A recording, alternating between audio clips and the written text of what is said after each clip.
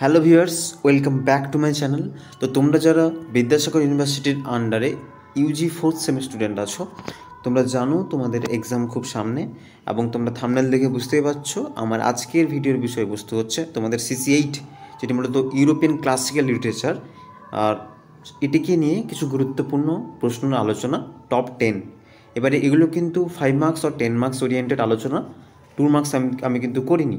2 মার্কসের জন্য আমি সেপারেটেডলি আলাদা ভিডিও দিয়েছি, তোমরা কিন্তু ওগুলো চেক করে নিও, ওকে? কিংবা আমি ডেসক্রিপশানে দিয়ে দেবো বা ভিডিওর শেষে দিয়ে দেবো, তোমরা দেখে নিও, ওকে? আচ্ছা, তো একদম চলো অ্যানালাইসিসে যাওয়া যাক। তো প্রথম প্রশ্ন রয়েছে, আচ্ছা 1 সেকেন্ড। আচ্ছা, প্রথম প্রশ্ন রয়েছে, দেখো, show how the conflict between Achilles and Agamemnon becomes the focus of book 1।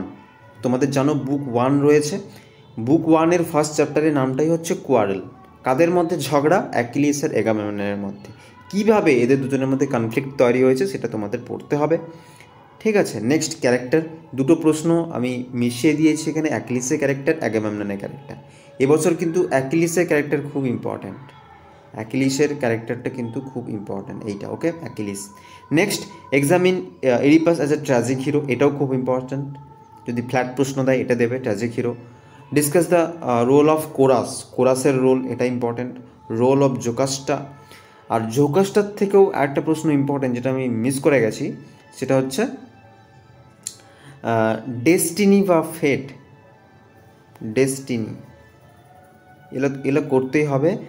Or হচ্ছে ডেস্টিনি করবে, জোকাসটা করবে, আর একটা করবে irony, basically dramatic irony,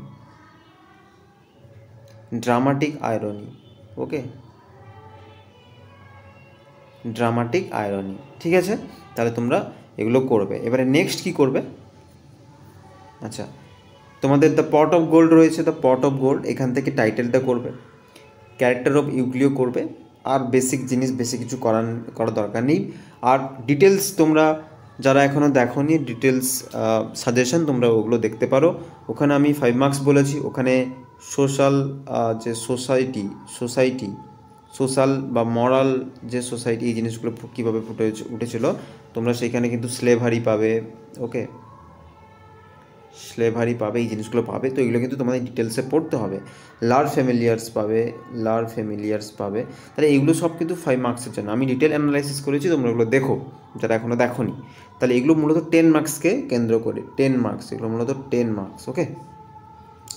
next আমি ওভিড থেকে আসবো। ওভিড থেকে হচ্ছে write a note on the theme of revenge এর থিম কীভাবে পুরো স্টোরিতে বুক 3-তে তুমি পাবে। রিভেঞ্জের তুমি একটা story analysis, Ovid's art of story telling, কীভাবে ওভিড তার যে সুনিপুণ দক্ষতা দেখিয়েছেন স্টোরি টেলিংয়ের মাধ্যমে, এটা করবে। Next, Pyramus and Thisbe, tragic story. তোমরা জানো এটা হচ্ছে বুক 4, এটা বুক 4, পিরামিস অ্যান্ড থিসবে, তোমরা এটা পড়বে। আচ্ছা, একটা কথা বলে রাখি, ওভিডের মেটামরফোসিস আমি কিন্তু কমপ্লিট অ্যানালাইসিস করেছি। যারা এখনো দেখোনি এখানে দেখে নাও, আমি কিন্তু আই বাটনে লিঙ্ক দিয়ে দিচ্ছি, তোমরা এখানে ক্লিক করে দেখতে পারো। একই রকমভাবে 2 মার্কস দিয়েছি, একই রকমভাবে কিন্তু আমি বুক 4-এরও সামারি করেছি, তোমরা ওটাও কিন্তু চেক করে নিতে পারো, আমরা প্লেলিস্টে সব পেয়ে যাবে। তো এইগুলো মূলত 10 মার্কস, বেসিক্যালি এগুলো 10 মার্কসের, ওকে? এগুলো মূলত 10 মার্কস। আর আমি কিন্তু 2 মার্কস আর 5 মার্কসের কমপ্লিট সাজেশন আগে দিয়েছি, তোমরা ওই ভিডিওগুলো দেখো, ওকে? আর একটাই কথা বলবো যে 2 মার্কসের তোমাদের যেটা বলার, যে লাইন তুলে কিন্তু প্রশ্ন দেবে, লাইন তুলে। এইবারে দেখো, আমি কিন্তু এখানে বা কম্পেয়ার সাজেশনে তোমাদের সেরকম লাইন তুলে প্রশ্ন দিইনি। কেন দিইনি? আচ্ছা বলে দিই। এত বড় বড় টেস্ট আছে, সামহাউ একটা জায়গা থেকে একটা লাইন তুলে দিলে তুমি বুঝতে পারবে। তো আমি সেই ব্যাপারটা দেখাইনি তোমাদেরকে, কোনো সাজেশনে আমি কোনো লাইন তুলে দিইনি প্রশ্ন। একটা দুটো ইম্পর্টেন্ট লাইন আছে আমি দিয়েছি, বাট সেইভাবে লাইন তুলে প্রশ্ন আমি দিইনি। বিকজ তার মেন কারণ হচ্ছে আমি কিন্তু যে কোনো একটা লাইন তুলে একটা আতিপাতি প্রশ্ন দিয়ে তোমাদেরকে কনফিউজ করে দেবো যে ওটাই আসবে, ওরকম পড়া হয় না। তোমাদের আবারও বলেছি, তোমাদের সাবজেক্ট যেহেতু লিটারেচারের যে আসল যে নেকটার, যে রসটা তোমরা তখনই পাবে যখন তোমরা টেক্সট থরলি পড়বে। এটা আমি বারবার বলেছি যে টেক্সট পড়া, ঠিক আছে, কতটা ইম্পর্টেন্স টেক্সট পড়ার। এবারে তোমরা যারা পড়োনি, শেষ মুহূর্তে আমি যদি একটা লাইন দিয়ে বলি তোমরা এটা ইম্পর্টেন্ট, কোনো দিনের জন্য না। এটা তোমার মনে হতে পারে আমি বিশাল কিছু দিচ্ছি, বাট এটা আদতে নয়। বা যারা সাজেশন দিচ্ছে, অনেকে দেখছি একটা এমনি লাইন তুলে দিয়ে দিচ্ছে যে এটা কি সেটা কি, ওগুলো হয় না, ওরকম সাজেশন হয় না। লাইন তুলে একটা প্রশ্নের সাজেশন হয় কোনো দিন হয় না। তাই আমি সেরকম দিইনি। আমি তোমাদের যেগুলো দেওয়া যায় সেগুলো দিয়েছি।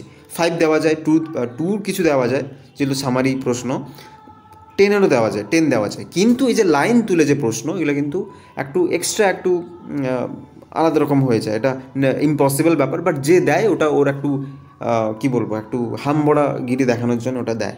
বাট ওটা ওই রকম সাজেশন খাটে না। আমি প্রথম থেকে বাবা তোমাদের বলে এসেছি টেক্সট পড়ো। ইলিয়াড দিয়েছে, টেক্সট অবশ্যই পড়ার দরকার। ইলিয়াড বুক 1-এর টেক্সট পড়ো। ইডিপাস না হয় অনেক বড়, পড়া যাবে না। আর ইডিপাস থেকে তোমাদের লাইন তুলে দেবে না, বাট ইলিয়াড থেকে লাইন দেবে। এই যে কোথায় গেল ইলিয়াড, আচ্ছা 1 মিনিট। এই যে ইলিয়াড বুক 1, এখান থেকে লাইন দেবে, এখান থেকে তোমাদের টেক্সটের লাইন দেবে। তাহলে এইটা যখন বুঝে গেছো টেক্সটের লাইন দেবে, তোমাদের ইলিয়াড বুক 1 বেশি পেজ নেই, তাহলে বোধহয় 17 থেকে 18 পেজ আছে। তো এইটা পড়া উচিত, লাইন বাই লাইন তুলে পড়া উচিত এটা। তাহলে এটা পড়ে নিলেই তোমাদের সলভ হয়ে যেত, কোনো রকম প্রশ্নের জন্য চিন্তাভাবনা করতে হতো না। ইংলিশ অনার্স নিয়েছো মানে একটু পড়তেই হবে। ইডিপাস রেক্স বাদ দিলে প্লটাস, পট অফ গোল্ডও পড়ার দরকার নেই, স্টোরি জানলে হবে। এবং সেম একই রকম বলছি ওভিড মেটামরফোসিস, ওটাও লাইন বাই লাইন পড়া দরকার নেই, স্টোরি জানলেই হবে। তাহলে লাইন বাই লাইন আসছে তোমাদের শুধু একটা জায়গা থেকে, ইলিয়াডটা ইম্পর্ট্যান্ট লাইন বাই লাইন থেকে টেক্সট মানে অ্যানালাইসিস করার জন্য। তাহলে এইটা পড়ে নিলেই তো হয়ে যেত, আর আমার সাজেশনের জন্য ওয়েট করতে হতো না কারোর। ঠিক আছে, তো এটুকুই বলার ছিল। আর তোমরা এটি দেখো শেষ মুহূর্তে, যদি কোনো নতুন প্রশ্ন লাগে তোমরা জাস্ট চোখ বুলিয়ে নিতে পারো। শেষ সময় এখন করা পসিবল নয় বা করতে পারবে না, তো তোমরা দেখে নেও একবার প্রশ্নের থ্রু দিয়ে, যাতে একটা লেখার একটা আইডিয়া তো চলে আসে। ওইভাবে কিন্তু জিনিসগুলো তৈরি করো। ওকে, সো আশা করি ভিডিওটি আজকে তোমাদের জন্য হেল্পফুল হবে। এবং পরীক্ষায় 10 মার্কস আর 5 মার্কস, বিশেষ করে 10 মার্কসের জন্য এগুলোই পড়বে এর ভিতর থেকে, তো ঘাবড়িও না। আর যারা কমপ্লিট সাজেশন দেখো নি, দুটো সাজেশনই দেখো। ঠিক আছে, এইটা শুধু এইটা করে যাবো এরকম প্রশ্ন করো না বোকার মতো, তো ওগুলো হয় না। কমপ্লিট সাজেশন দেখো আর সামারি ভালো করে পড়ো, যাতে 2 মার্কস করতে পারো এবং সব প্রশ্ন পরীক্ষা করে দিয়েছো। ওকে, সো থ্যাঙ্কস ফর ওয়াচিং। যারা প্রথমবারের জন্য আমার চ্যানেল ভিজিট করছো, সাবস্ক্রাইব করে পাশে থেকো পরবর্তী ভিডিওর আপডেট খুব শীঘ্র পাওয়ার জন্য। তো আর বেশি কথা বলবো না, নেক্সট ভিডিওতে সবার সাথে আবার দেখা হচ্ছে। ততক্ষণের জন্য সবাই খুব ভালো থেকো, take care, good bye and tata.